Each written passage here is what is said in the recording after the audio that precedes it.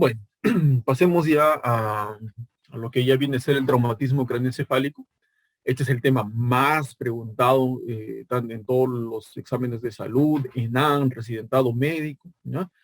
Es el más preguntado de todos. Entonces, mucho énfasis a las preguntas que aquí vamos a desarrollar. ¿Cuál es la causa más frecuente que desencadena el edema cerebral en un traumatismo encéfalo-craneano grave? Ya. Para esto nos vamos a remitir pues a la fisiopatología del traumatismo del TEC, ¿no? Eh, Haciendo más o menos una síntesis, nosotros tenemos de que existen tres tipos de edema cerebral, ¿ya? Para más o menos explicar la fisiopatología de los procesos que pueden afectar el encéfalo, tenemos de que existen tres tipos de edema cerebral. Tenemos el edema citotóxico, el edema vasogénico y el edema transependimario, ¿ya? El edema transependimario es el edema que más sinónimos tiene. También se le conoce como edema intersticial o como edema citosólico.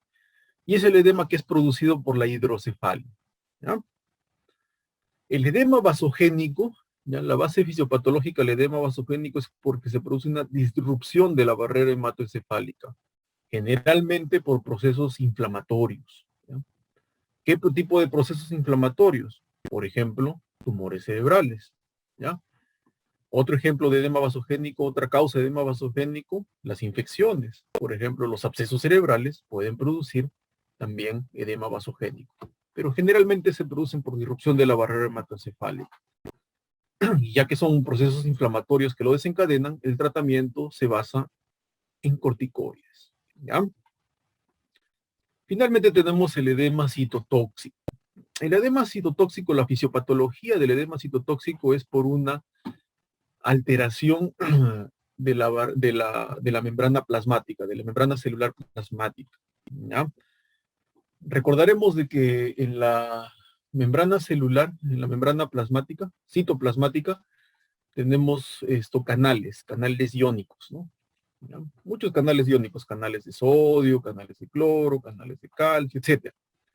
Pero hay un canal muy importante, un canal iónico muy importante en la barrera, en la membrana citoplasmática, que es la bomba de sodio-potasio ATPasa, ¿ya?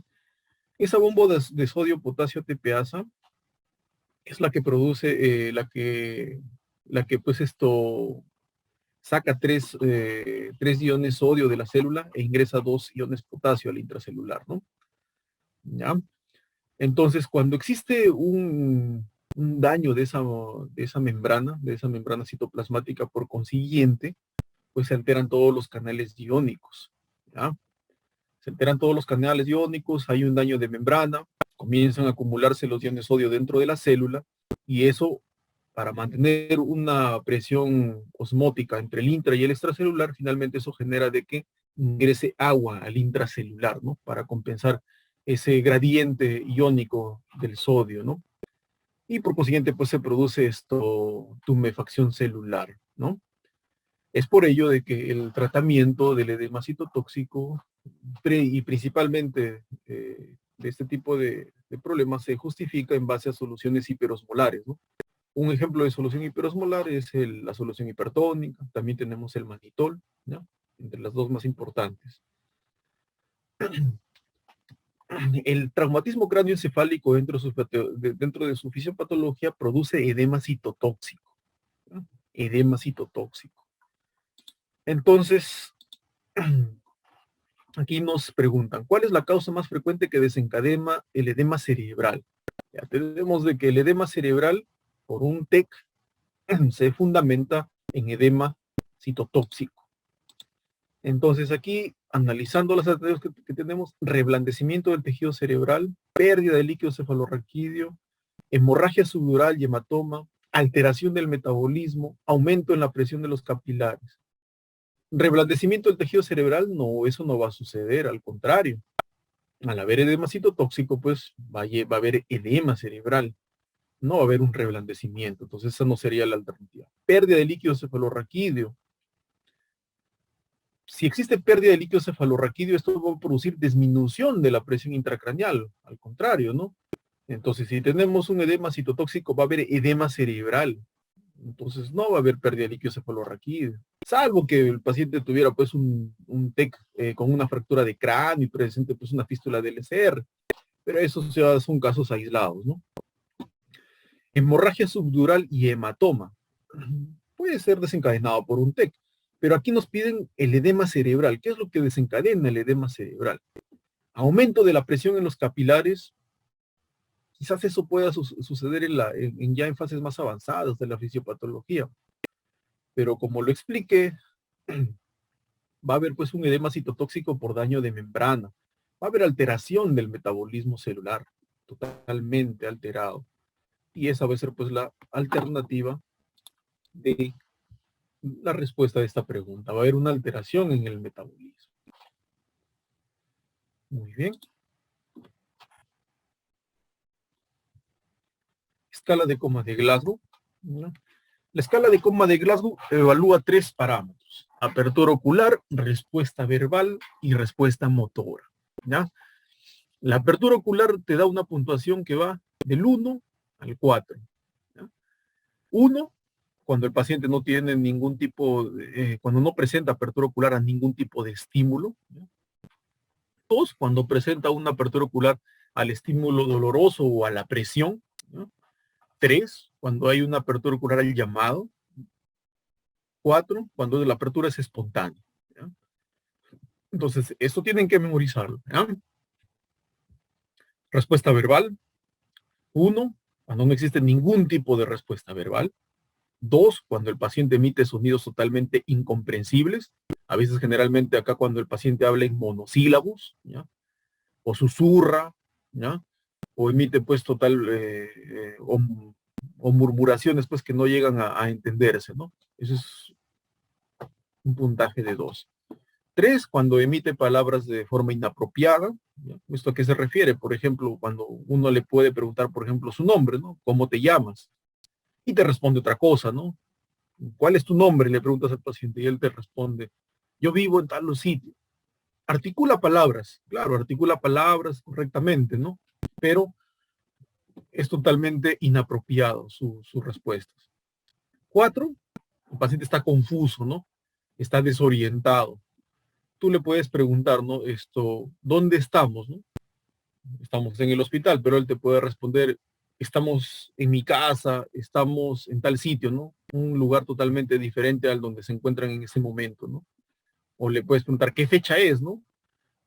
O qué mes estamos, ¿no? O qué año estamos, ¿no? Y te puede responder, estamos en el 2000, en 1995, etcétera. Entonces el paciente está totalmente confundido. Y una respuesta de 5 cuando el paciente pues está totalmente orientado, ¿no? Orientado en tiempo, espacio, persona. Y se cataloga como 5. Finalmente tenemos la respuesta motora que califica del 1 al 6. 1 cuando no tiene ningún tipo de respuesta, o sea, paciente cero movimiento, nada, nulo. 2 cuando tiene una extensión anormal o una extensión de descerebración, también se denomina, como ven aquí en esta imagen, ¿no? 3 es una flexión anormal, ¿ya? O una flexión de decorticación, también se le denomina, ¿ya? Cuando se le aplica un estímulo doloroso o la digitopresión, hace este tipo de reacción, ¿no? 4, cuando el paciente retira, ¿ya? Le aplicas un estímulo, por ejemplo, en este caso le hacen un estímulo a la digitopresión y el paciente pues retira la extremidad, ¿no? 5, cuando el paciente localiza el dolor, se le aplica un estímulo y el paciente pues dirige la mano, ¿no? Dirige la mano hacia la zona donde se le está estimulando. Y 6 es cuando el paciente obedece órdenes, ¿no? El paciente le puedes decir, levanta tu mano, levanta la pierna, mueve, saca la lengua, etcétera, ¿no? A veces el paciente puede tener de repente, en el contexto de un traumatismo cráneoencefálico, el paciente a veces puede también tener una lesión medular, ¿no? Un traumatismo vértebromedular, ¿no? Y supongamos que el paciente viene con cuadriplegia, ¿no? No estaría en la capacidad de poder hacer este tipo de lesiones, ¿no? Entonces, ¿cómo catalogaríamos, cómo evaluaríamos en ese momento, ¿no? Se evalúan los movimientos de la cara, ¿no? Sobre todo si obedece, ¿no? Si obedece, abre tus ojos, cierra tus ojos, ¿no? Saca la lengua, ¿ya? Ese tipo de respuestas, ¿no? Cuando a veces se sospecha de una lesión medular, ¿no? Ahí se catalogaría pues como 6, ¿no? Si en el caso se conservan los movimientos de la cara, ¿no? ¿Ya? Muy bien.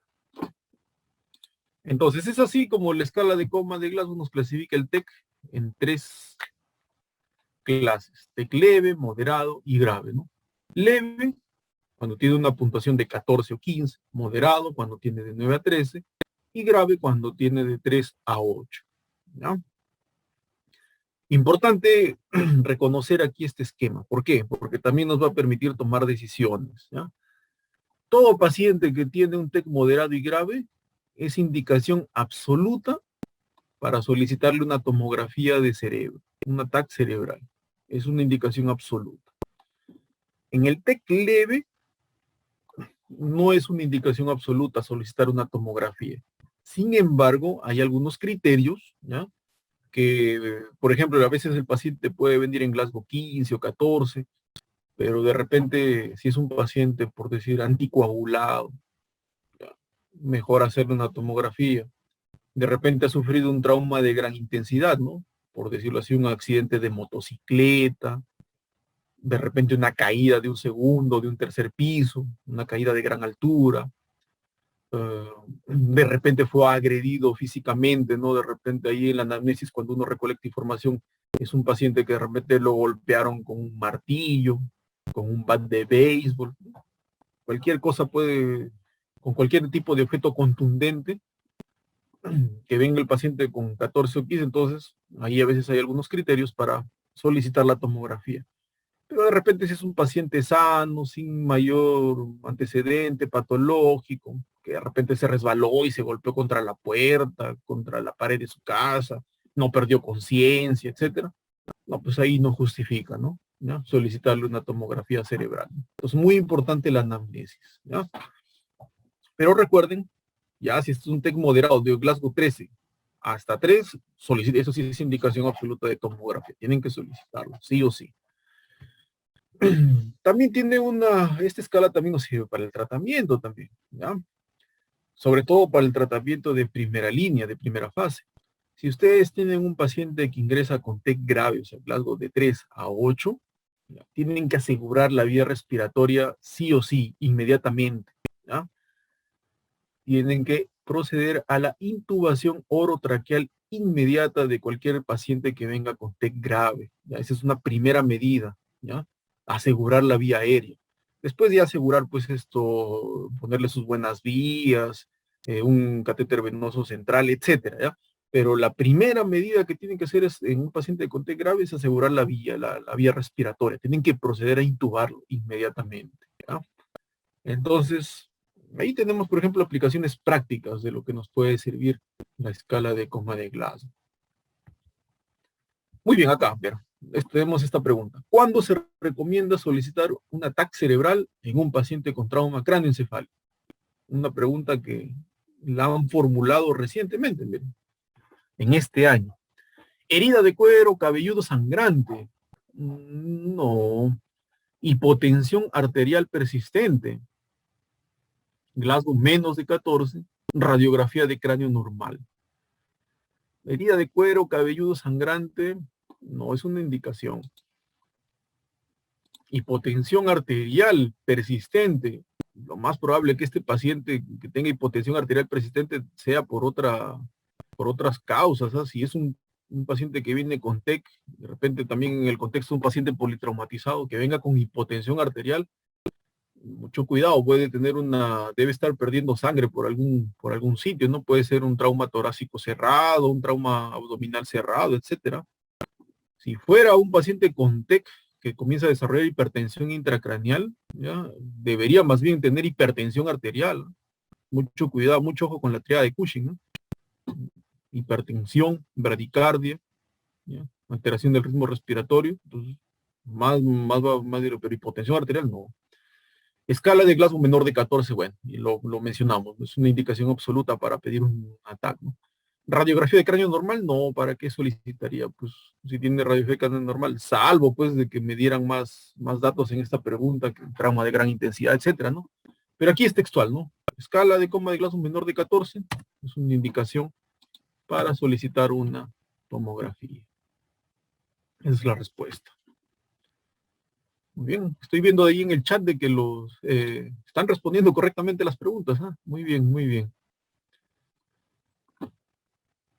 Otra pregunta. A ver, varón de 40 años, sufre una caída del segundo piso. Ya por ahí vemos de que es un trauma de consideración. Llega a la emergencia confuso, se evidencia pérdida de líquido cefalorraquídeo por la nariz. Presión arterial 150, respiratoria 22, signo de ojo de mapache, anisocoria, otorragia derecha, Glasgow 12, fractura de esfenoides y mastoides derecha. Bueno, pues aquí ya nos dieron todos los datos que, toda la clínica, todos los signos y síntomas sabidos y por haber pues de una fractura de base de cráneo. ¿Ya? No podría ser pues un epidural, un subdural, una bóveda de cráneo. No. Pues, aquí es totalmente textual, ¿no? Es una fractura de base de cráneo. Ya que nos hablan de fractura de esfenoides y mastoides derechas, recuerden de que el esfenoides es un hueso, es el hueso pues que forma parte de la base de cráneo, el hueso más importante para la conformación de la base de cráneo. Entonces esto es una fractura de base de cráneo. Que me digan pérdida de líquido cefalorraquídeo por la nariz, fractura de base de la base de cráneo anterior, ¿no? Debe haber compromiso de la lámina cribosa. Esa es fractura de base anterior. Signo de ojo de mapache, otorragia derecha, esa es fractura de piso medio. ¿Ya? Anisocoria, eso significa, eso es un signo de herniación uncal, o sea, este paciente, aparte de todo, de una fractura de base de cráneo, debe tener también por allí un edema cerebral, algo que está produciendo pues comprensión traumática sobre el tercer par craneal. Muy bien, entonces esto sería una fractura de base de cráneo. A ver, ahora sí, vamos al Glasgow, vamos al grano, como quien dice. Paciente con traumatismo cráneoencefálico abre los ojos al llamarlo, quejidos no entendibles, y se defiende al estímulo doloroso. Se defiende, o sea, retira. Tú le aplicas un estímulo, como que trata de sacar la mano. Entonces, abre los ojos al llamarlo, al llamado, esos tres, en apertura ocular. Emite quejidos no entendibles, o sea, no se comprende lo que dice, eso es 2 en lenguaje. 2 más 3 llevamos 5. Y se defiende al estímulo doloroso, se defiende, retira, esos son 4. Entonces 5 más 2 más 4. No, perdón, no es 5 más 2 más 4, es esto 3 más 2 más 4, perdón. 3 de apertura ocular, 2 de no comprensible, 5, más que se defiende, retira, 4, 5 más 4, 9. 9 puntos sería el Glasgow de este paciente.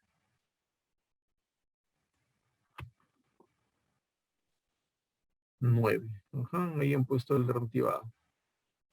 Muy bien, tenemos 34 años de edad, TEC severo. Ingresa de emergencia. Valoración de Glasgow sin apertura palpebral. O sea, apertura ocular, 1 punto. Respuesta extensora. Respuesta extensora, 2 puntos. Y sin respuesta verbal, 1 punto. Su puntuación final sería 1, 2, 1. O sea, la alternativa C. 1, 2, 1. Es un paciente pues con TEC grave, ¿no? Glasgow 4. Mal pronóstico.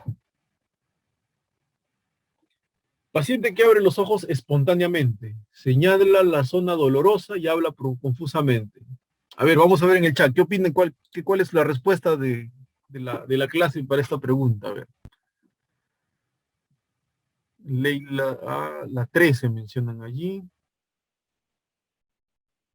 La A13. 4, 5, 4, 13. A ver, abre los ojos espontáneamente. Abre los ojos espontáneamente, sería 4 puntos, señala la zona dolorosa, o sea, localiza, sería 5, y habla confusamente. Y habla confusamente, sería pues 4. Entonces su Glasgow sería 4. Señala la zona dolorosa, localiza, 5, 9 van 9 y habla confusamente 13. 13 puntos. Así es. ¿Cuánto de escala de Glasgow le corresponde a un paciente que sufre un TEC y presenta postura de descerebración? Sonidos incomprensibles, respuesta ocular al dolor. A ver, aquí, ¿cuánto pone la clase? 6 puntos. A ver, vamos a ver. Respuesta de descerebración es 2. Emite sonidos incomprensibles es 2. Respuesta ocular al dolor es 2. Sí, pues efectivamente sería 6 puntos, ¿no? TEC grave también. De un paciente con Glasgow 6. Mal pronóstico también. Varón de 24 años, sufre TEC, llega a la emergencia, mueve extremidad a la orden del examinador, no hay relajación de esfínteres, localiza el estímulo doloroso y tiene un patrón verbal confuso. ¿Cuál es el Glasgow? A ver, vamos a ver, ¿qué opina la clase de esta pregunta?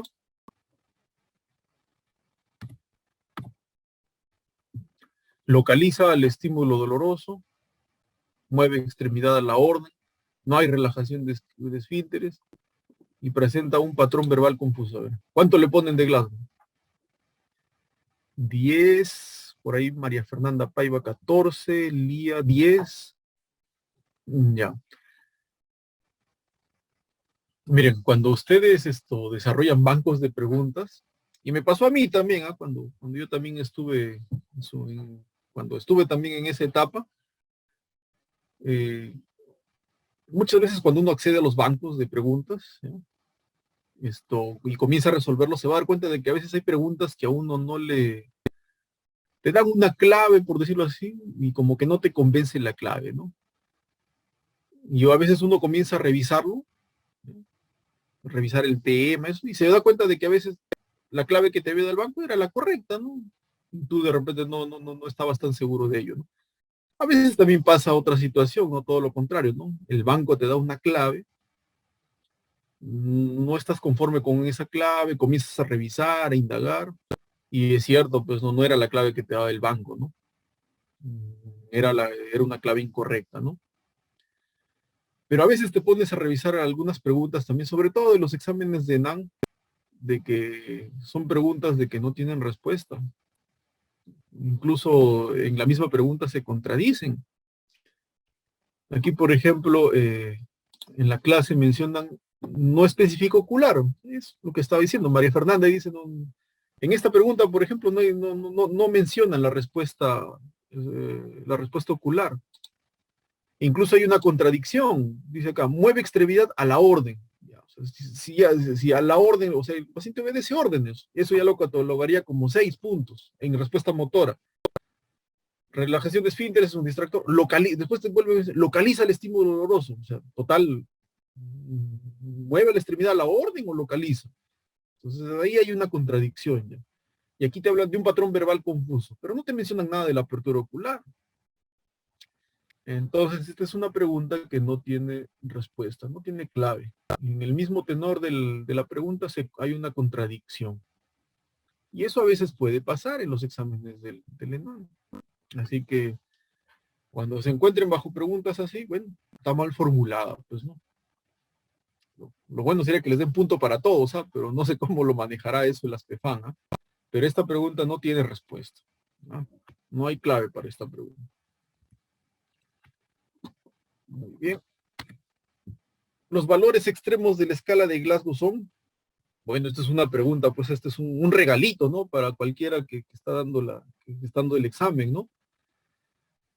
El Glasgow, la puntuación máxima es 15 y la mínima es 3, del 3 al 15.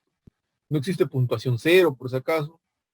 No existe puntuación 1 ni puntuación 2. ¿Ya? El valor mínimo es 3 y el valor máximo es 15. Entonces, es una pregunta regalo para todos. Del 3 al 15. Hay preguntas en los exámenes que son preguntas fáciles, ¿ah? O sea, entonces esas son preguntas pues que uno no se puede equivocar. ¿Ya? Las fijas, esas tienen que hacerlas, sí o sí. ¿Ya? La diferencia viene después en las preguntas pues que tienen ya una complejidad intermedia o ya que son ya pues de una complejidad ya más avanzada, ¿no? Ahí es donde hace la diferencia, ¿ya? Pero también estas preguntas también así que son fáciles, así regalito, también hacen la diferencia, porque aunque ustedes no lo crean, hay gente que falla en esas preguntas las más fáciles, ¿no? Entonces, mucho cuidado, o sea, las que son fijas, tienen que ser como su mismo nombre, fijas, no pueden errar en ese tipo de preguntas, ¿ya? Mucho cuidado, siempre lean bien la pregunta, todo eso, ¿ya? Muy bien, entonces va del 3 al 15. A ver, otra pregunta de Glasgow. Paciente politraumatizado, ¿ya? Abre los ojos al hablarle, o sea, al llamado. Y a eso le da 3 puntos, ¿no? En ocular. Retira la mano ante estímulos dolorosos, o sea, retira, eso es 4. 4 más 3 van 7. Y emite sonidos incomprensibles, eso es 2. 7 más 2 sería pues aquí 9 puntos. 9 puntos. Muy bien. Paciente con apertura ocular espontánea, ya, eso es 4 en respuesta ocular. Habla confuso, eso es 4 también en respuesta verbal. Y localiza al dolor. Si localiza, eso es 5. 5 más 4 más 4, ¿cuánto sería? 13. ¿Ya? Muy bien. Paciente con TEC que abre los ojos al llamarlo, o sea, al llamado, 3. Emite quejidos no entendibles, 2. Se defiende, o sea, retira, defiende, eso es 4. Entonces, 3 más 2 más 4 daría un Glasgow de 9. Muy bien. Ahora sí. Ahí más o menos, ahí terminan las preguntas de Glasgow. Entonces, como podrán haberse dado cuenta, entonces, el Glasgow, la escala de Glasgow se pregunta con gran frecuencia en este tipo de exámenes. Entonces, deben aprenderse esa escala de memoria, ¿ya? De memoria. Si les viene una pregunta de Glasgow en el próximo examen, no pueden fallarlo, ¿ya? Esa es una fija, no pueden errar una pregunta de Glasgow, tienen que memorizárselo, ¿ya? Entonces, el Glasgow tienen que aprendérselo como el Padre Nuestro, como el Ave María, ¿ya? Tienen que tenerlo siempre bien memorizadito. Muy bien. Mujer de 30 años, sufre accidente de tránsito, presión arterial 90-70, frecuencia cardíaca 120, Glasgow 7. ¿Cuál es la conducta prioritaria a seguir? Colocar tubo de Mayo, oxígeno con máscara de reservorio, reanimación, intubación orotraqueal, colocar sonda Foley. Entonces, Glasgow 7, TEC grave. ¿Qué es lo primero que tenemos que hacer? Tenemos que asegurar la vía aérea. ¿Y cómo vamos a asegurar la vía aérea en un paciente que tiene TEC grave? Con intubación orotraqueal, ¿no?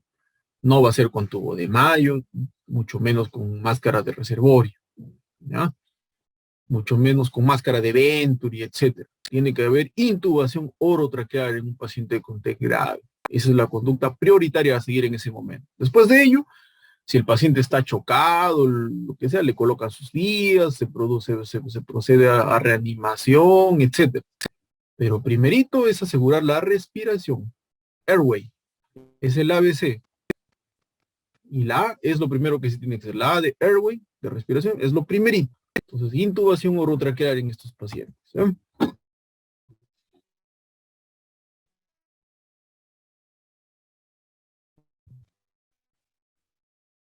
Es fija tampoco, si acaso. También la regular. ¿El tubo de Mayo para qué serviría? El tubo de Mayo generalmente se coloca para pacientes para evitar el atragantamiento con su propia lengua, ¿ya? ¿Podrían colocar también un tubo de Mayo en este paciente? Sí, también se podría colocar secundariamente, ¿no?